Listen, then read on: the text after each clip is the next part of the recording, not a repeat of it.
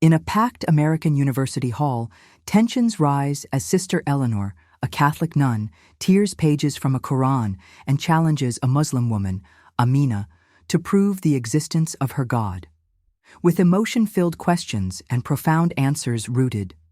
In Scripture, Amina responds not with anger, but with wisdom and compassion. As the debate unfolds, Eleanor's unwavering faith begins to crack, leading to an unexpected transformation that bridges two worlds and changes her life forever.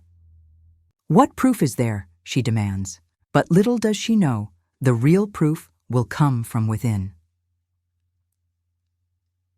The auditorium at the prestigious university in America was filled to capacity that evening. Students, faculty members, and even curious passers-by had gathered, drawn by the promise of an interfaith debate between a Catholic nun and a Muslim woman.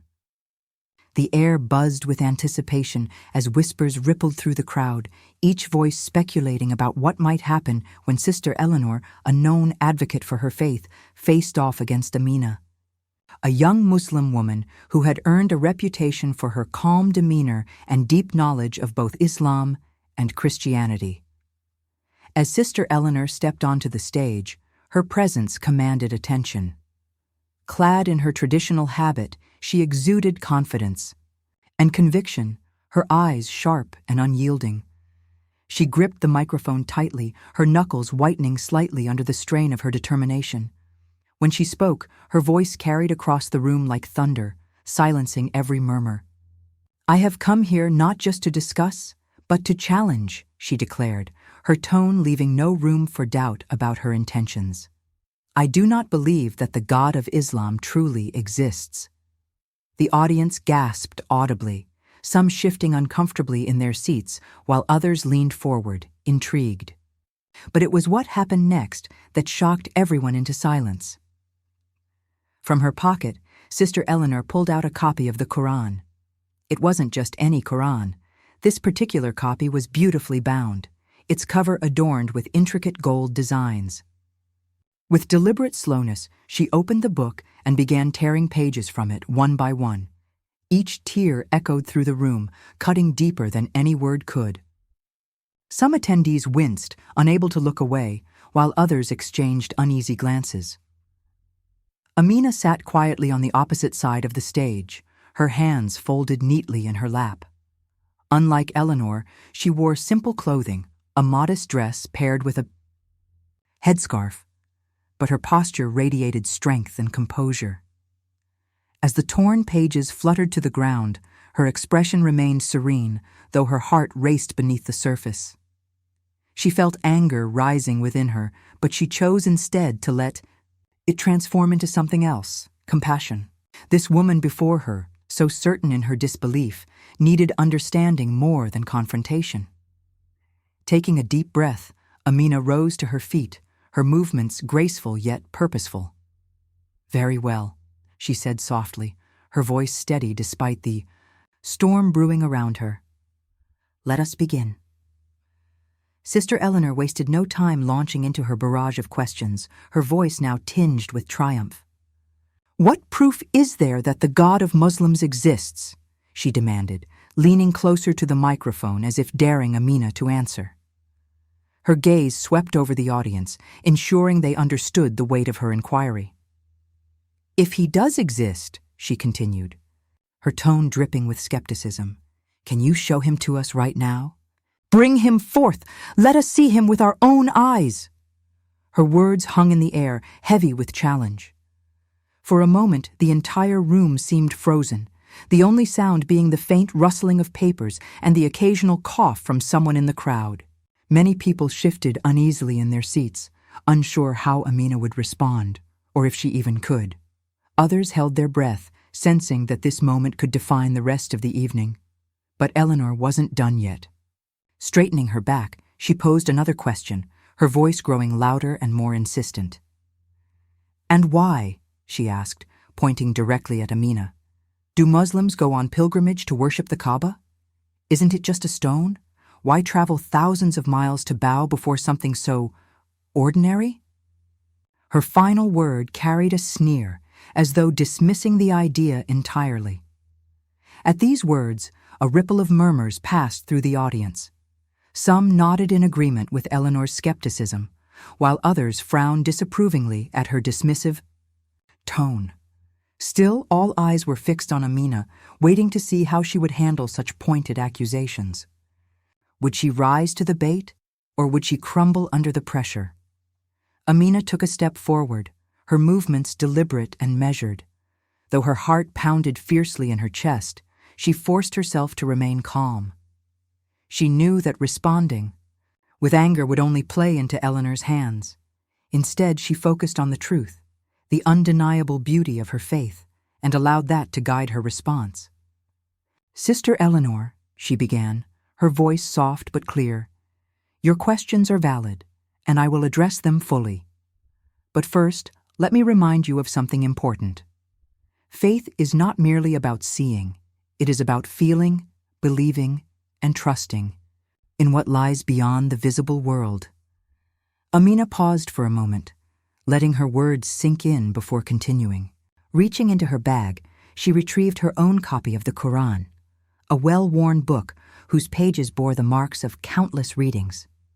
Flipping through its verses with practiced ease, she stopped at Al-Rad 13:2 and began reciting aloud.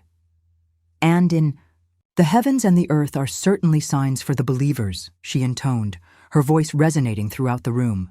Every syllable carried meaning, every pause adding emphasis to her message. She lowered the book and looked directly at Eleanor, her gaze steady and unwavering. "God may not be visible to the naked eye," she explained, "but his existence can be seen in the wonders of creation. Look around you, at the stars in the sky, the oceans covering the earth, the intricate design of every living creature. These are not mere accidents, they are signs pointing toward a creator far greater than ourselves." The audience listened, intently, many nodding along as Amina spoke. Even Eleanor seemed momentarily taken aback, though she quickly masked her surprise with a frown.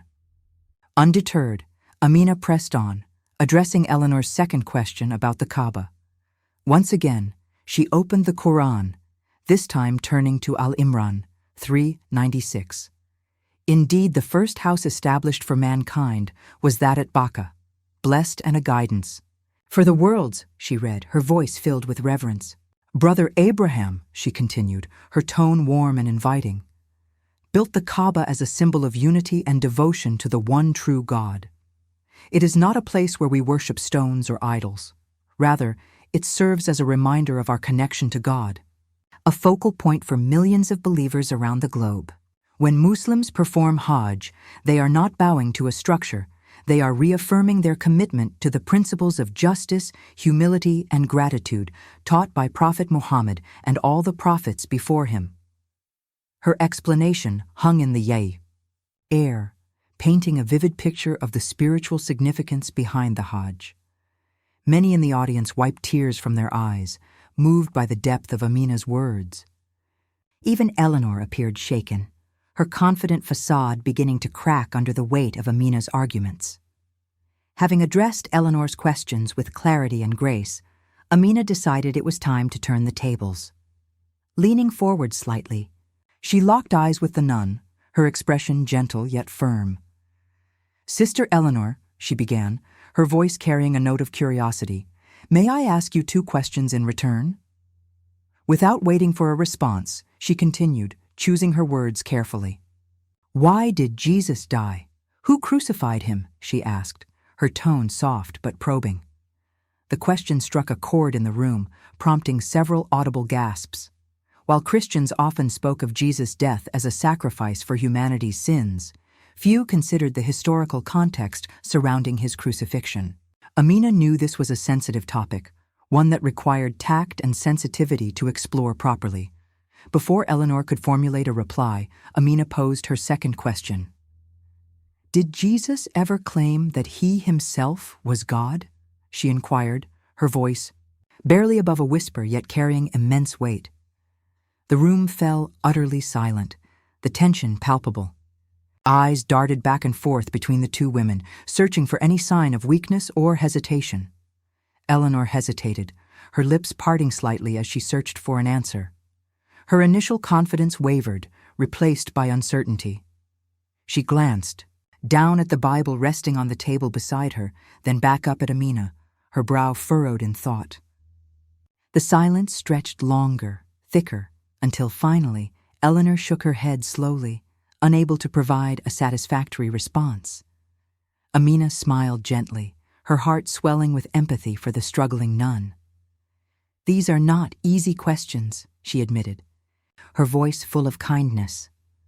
"But perhaps in seeking answers together, we can find common ground, not just in our differences, but in our shared desire to understand the truth."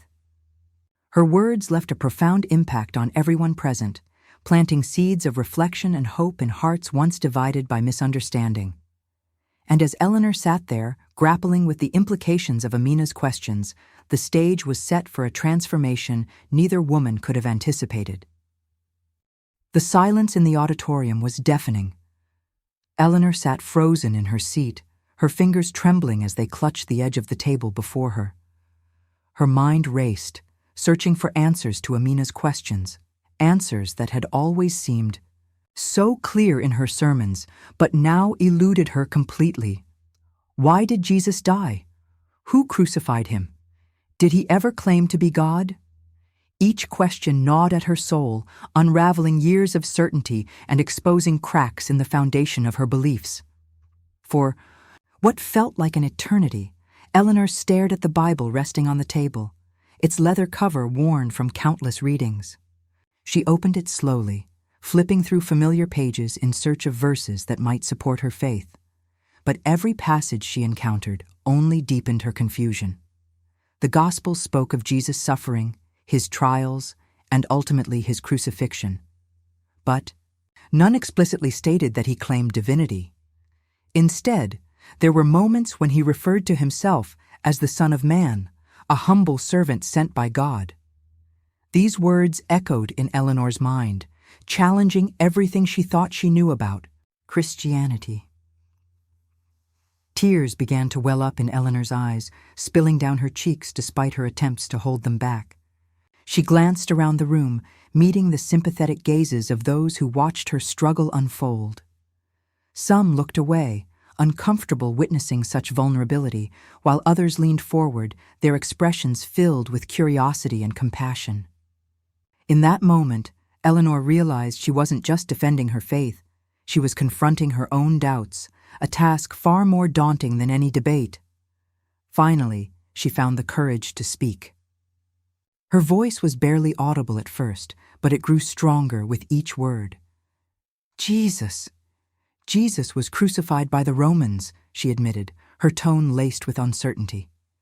They saw him as a threat to their power, a revolutionary who challenged the status quo.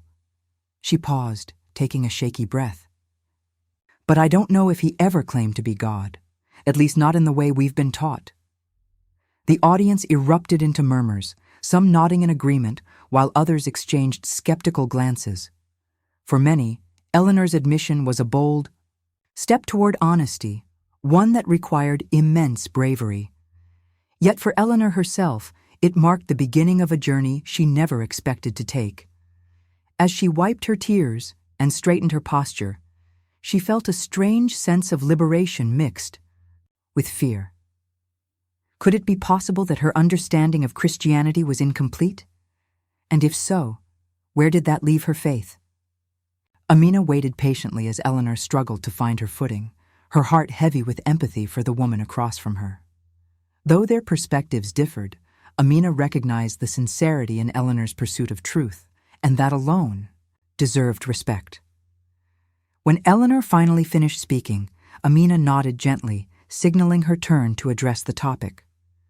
Reaching into her bag, Amina retrieved a copy of the Bible, its pages slightly yellowed with age. She opened it carefully, turning to John 17:3, a verse she knew would resonate deeply with Eleanor. "And this is eternal life," she read aloud, her voice steady and warm. "That they may know you, the only true God, and Jesus Christ, whom you have sent." As the words hung in the air, Amina closed the Bible and looked directly at Eleanor. "In this passage," she explained softly, "we see that Jesus is described as a messenger of God, not as God himself. He came to teach us how to live righteously, to love one another, and to worship the one true God. This aligns perfectly with the teachings of Islam, which also recognizes Jesus as a noble prophet and servant of Allah." Eleanor listened intently, her eyes wide with astonishment. For the first time, she began to see the parallels between Christianity and Islam, not as opposing forces, but as complementary paths leading to the same divine truth. Amina continued, drawing connections between the two faiths with eloquence and grace. "Both our religions emphasize justice, mercy, and humility," she said. "We both believe in one God, though we may call him by different names. And we both revere prophets like Abraham, Moses, and Jesus as examples of righteousness."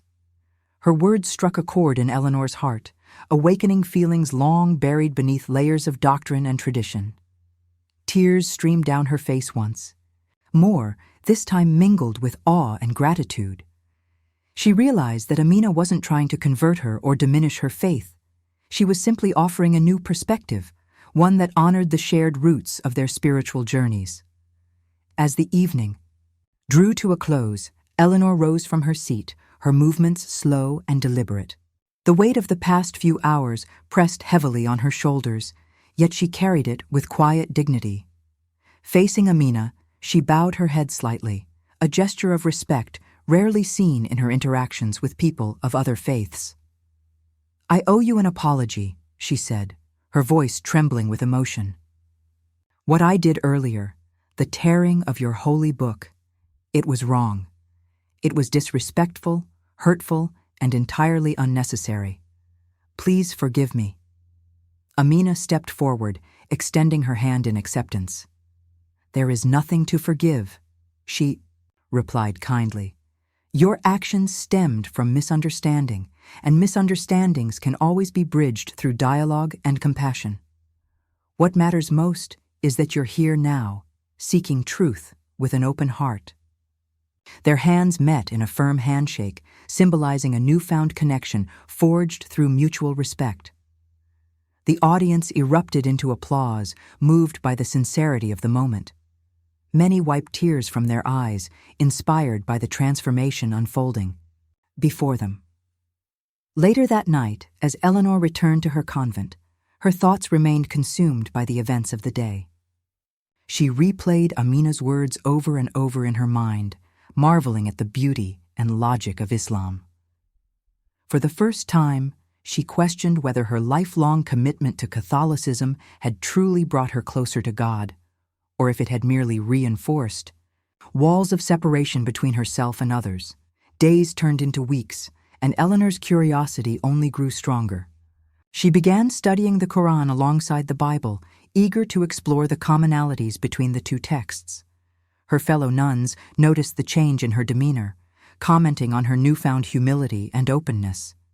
Eventually, Eleanor made the decision to embrace Islam, a choice that filled her with both joy and trepidation. On the day of her conversion, she stood before her family and friends, her heart brimming with gratitude. "This path has given me peace," she declared, her voice steady and resolute. "It has shown me that God is merciful, compassionate, and all-knowing, and that He loves all His creations equally." Months later, Eleanor, now known as Mariam, sat in a small mosque, surrounded by fellow Muslims who welcomed her with open arms. She wore a modest dress and hijab, her appearance reflecting the inner transformation she had undergone. Every prayer, every recitation of the Quran brought her closer to the God she had once doubted. Her journey had not been easy, but it had been worth every challenge, every moment of doubt and discovery. One afternoon, Mariam invited Amina to join her for tea at the mosque. As they sipped their drinks in companionable silence, Mariam turned to her friend, with tears glistening in her eyes. "Thank you," she whispered, her voice thick with emotion. "If it weren't for you, I might never have found this path. You didn't force me to change, you simply showed me the way." Amina smiled warmly, placing a comforting hand on Miriam's shoulder. "You found your own way," she corrected gently. "All I did was point out the signs along the road. Your heart led you here, just as mine led me to Islam so many years ago." Their conversation flowed effortlessly, covering topics ranging from theology to daily life. Both women marveled at how much they had learned from one another, how their friendship had transcended cultural and religious boundaries. By the end of the day, Miriam felt a renewed sense of purpose, knowing that she could serve as a bridge between communities divided by ignorance and fear. As they parted ways, Amina hugged Miriam tightly, whispering words of encouragement in her ear. "Remember," she said, "our mission isn't just to follow the truth. It's to share it with kindness and compassion. Let your light shine brightly, no matter where you go." Miriam nodded, her heart swelling with determination. She knew the road ahead would be long, but she also knew she wasn't walking it alone. Together, she and Amina had proven that even the fiercest debates could give way to unity, that hearts could change and lives could be transformed through love and understanding.